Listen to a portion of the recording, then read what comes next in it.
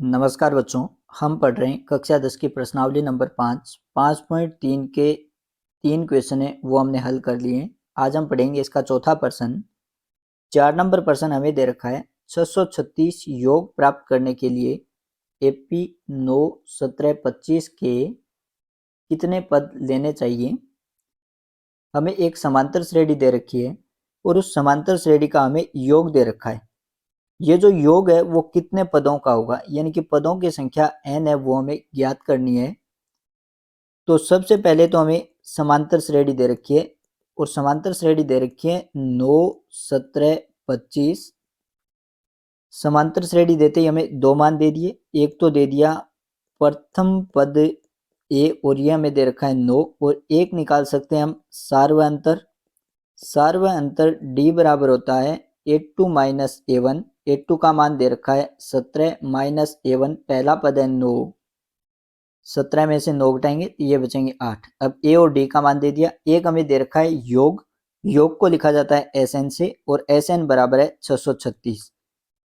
Sn योग दे दिया और योग को ज्ञात करने का सूत्र होता है, तो योग ज्ञात करने का सूत्र लिखेंगे n/2 ब्रैकेट में 2a प्लस n माइनस 1 गुणा d और बराबर में है 636।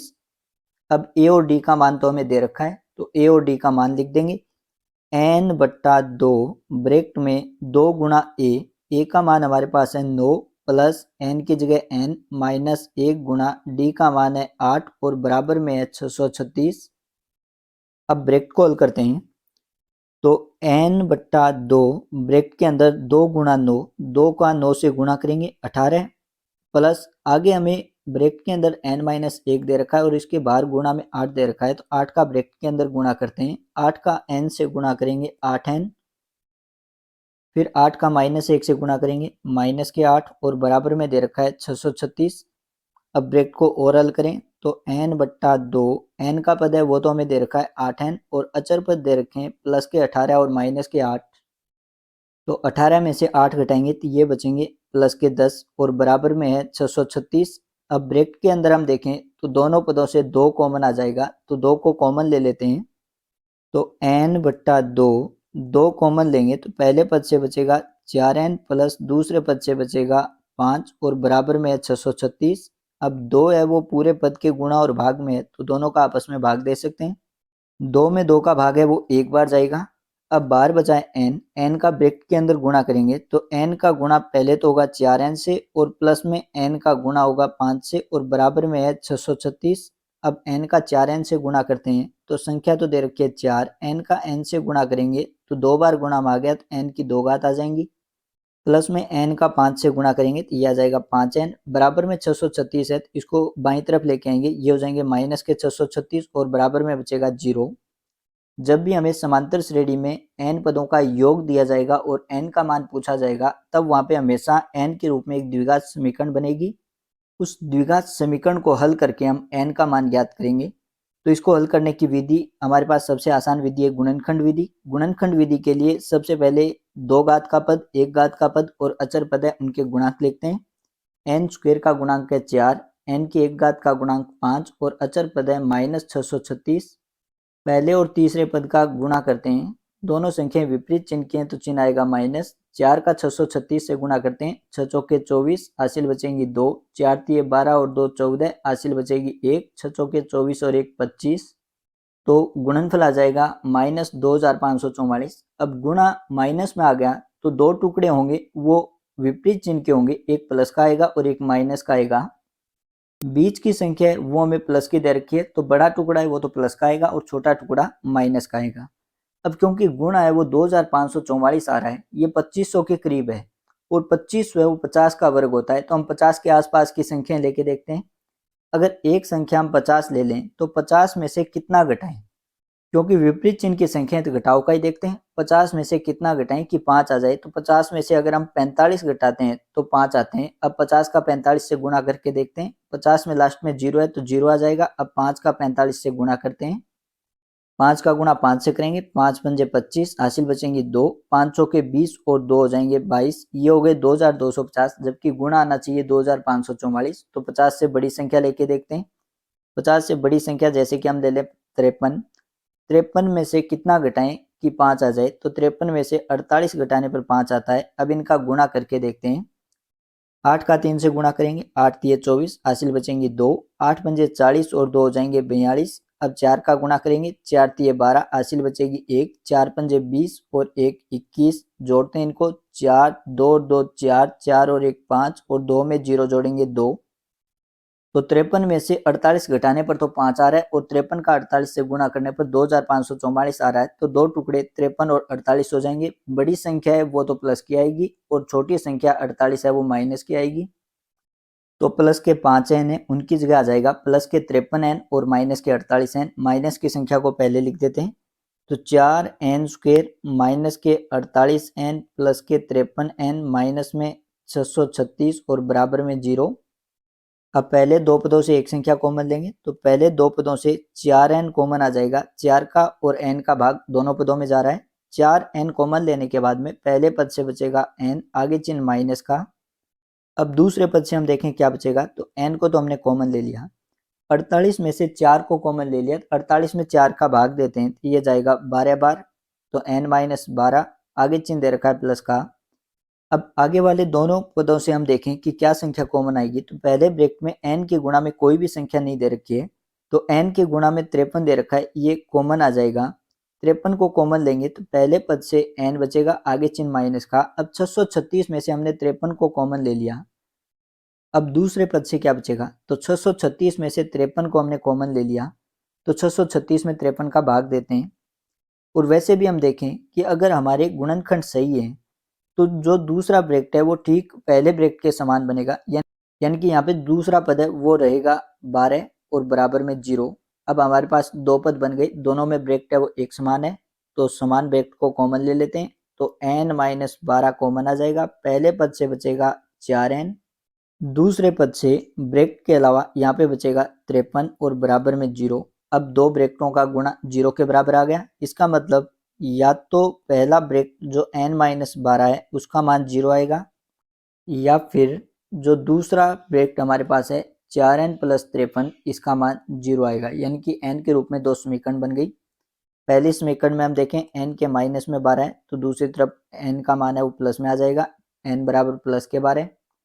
और दूसरी समीकरण से n को अलग करते हैं तो 4n के प्लस में 53 है, दूसरी तरफ माइनस में आ जाएगा। n के गुणा में 4 है तो दूसरी तरफ ये भाग में आ जाएगा, तो माइनस 53 के भाग में 4। अब यहाँ पे जो n का मान है वो माइनस में आ रहा है और पदों की संख्या वो कभी भी माइनस में नहीं होती है। हम लिख देंगे कि यह संभव नहीं है, यह संभव नहीं है। तो फिर n का मान है वो कितना हो जाएगा 12, यानी कि इस श्रेणी के 12 पदों का योग है वो 636 होगा। अतः दी गई एपी के 12 पदों का योग 12 पदों का योग 636 होगा, या ये कह दें कि 636 योग प्राप्त करने के लिए 12 पद लेने होंगे। आगे पांचवा प्रश्न हमें दे रखा है, किसी एपी का प्रथम पद 5, अंतिम पद 45 और योग 400 है, तो पदों की संख्या और सार्वंतर ज्ञात कीजिए। 3 नंबर क्वेश्चन है, उसके अंदर इस प्रकार के जो प्रश्न है वो आ चुके हैं। हमें दे क्या रखा है, सबसे पहले तो वो देखें हम। तो सॉल्यूशन में दिया गया है एक तो हमें दे रखा है प्रथम पद, और प्रथम पद को लिखते हैं हम ए से, ए का मान दे रखा है 5। एक हमें दे रखा है अंतिम पद, और अंतिम पद को हम लिखते हैं ए एन से, क्योंकि ये हमें पता नहीं है कि कितने नंबर का पद है, 5 नंबर का पद है या 10 नंबर का पद है। तो हम ये मान के चलते हैं कि ये nवें नंबर पे है, तो ए एन बराबर हमें दे रखा है 45। एक हमें योग दे रखा है, तो योग को लिखते हैं हम एस एन से, एस एन बराबर हमें दे रखा है 400। ए एन और एस एन का मान दे रखा है।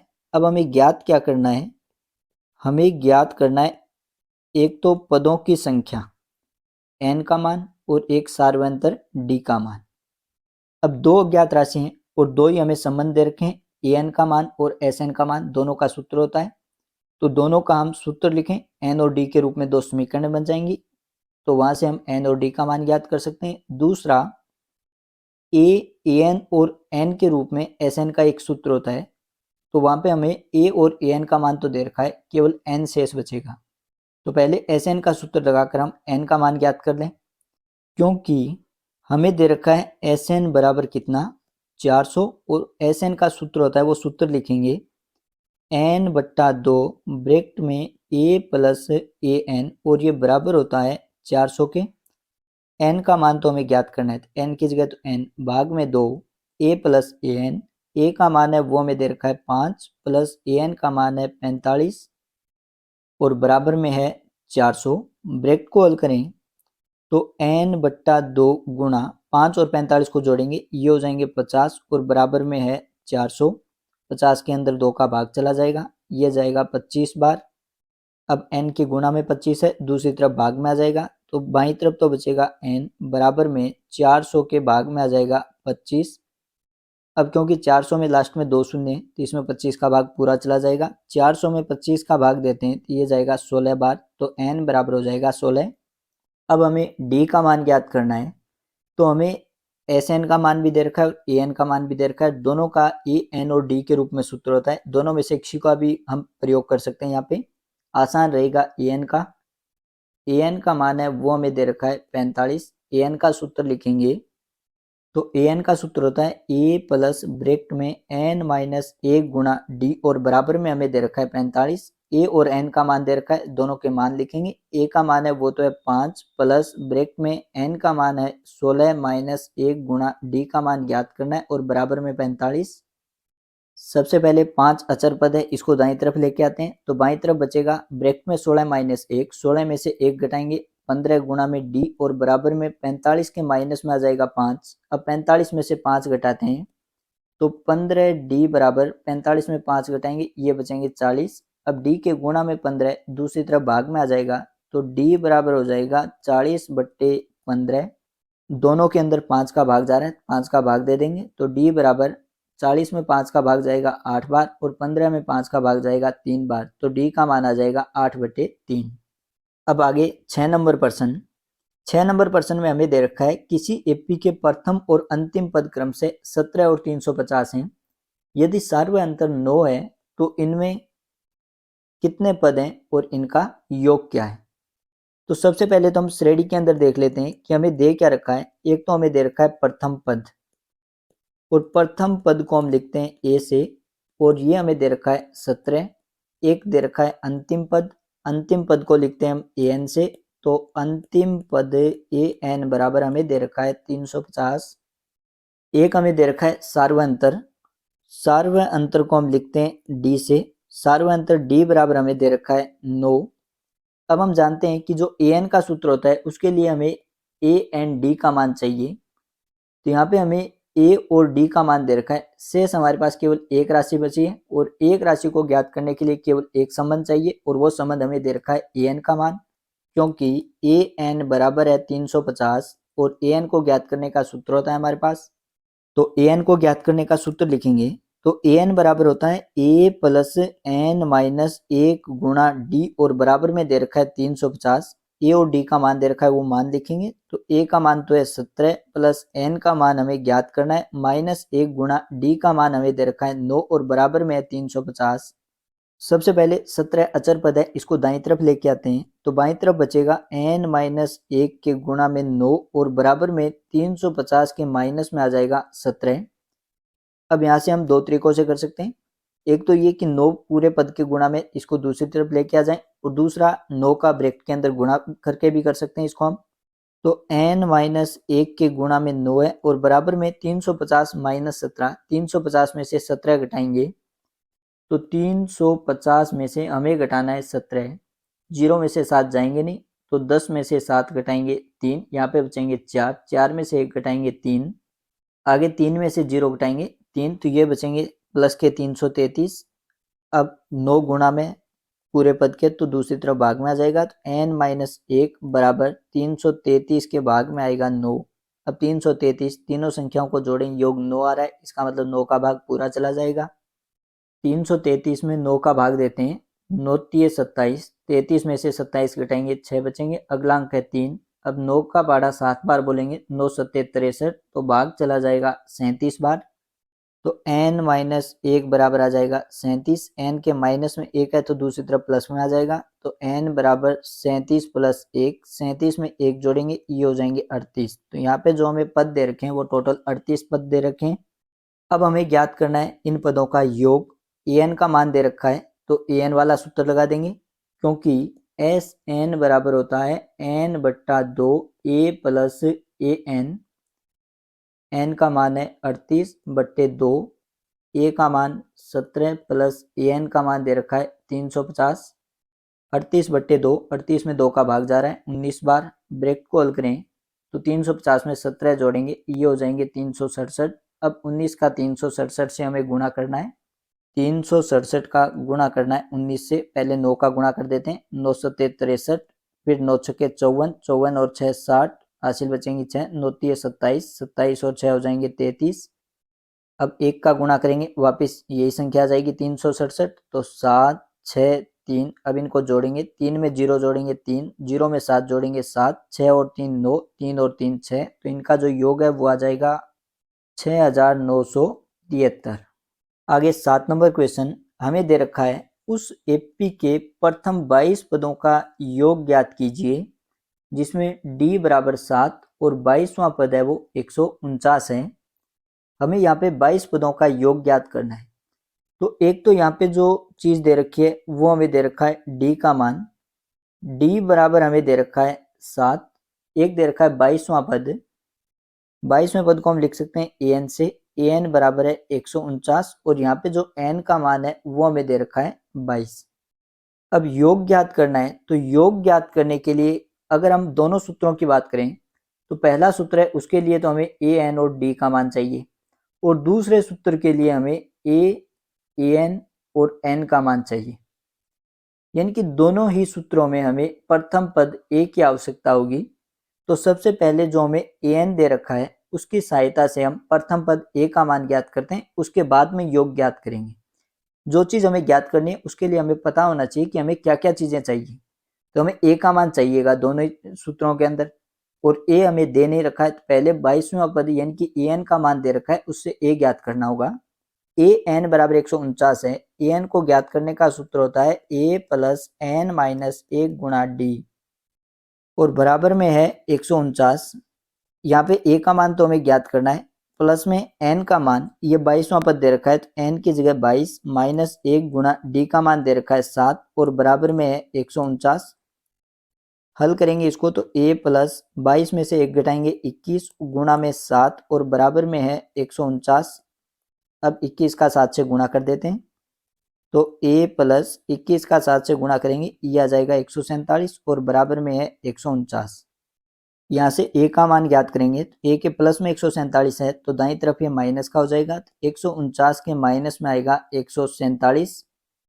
तो a बराबर 149 में से 147 घटाएंगे ये बचेंगे प्लस के 2। तो इस प्रकार हमें a का मान प्राप्त हो गया। अब हम 22 पदों का योग ज्ञात कर सकते हैं, क्योंकि एस एन बराबर, अब यहाँ पे दोनों में से कोई भी सूत्र काम में लो, क्योंकि ए एन और डी का मान भी दे रखा है और ए एन और एन का मान भी दे रखा है। 22 पदों का योग ज्ञात करना है, 22वां पद हमें दे रखा है, तो एस एन बराबर सूत्र काम में लेंगे एन बट्टा 2 ए प्लस ए एन, एन की जगह तो 22 बराबर एन का मान 22 बट्टे 2, ए का मान प्रथम पद है 2 प्लस ए एन, एनवां पद यानी कि 22वां पद है 149। 22 के अंदर 2 का भाग देंगे ये जाएगा 11 बार, गुणा में 149 में 2 जोड़ेंगे ये हो जाएंगे 151।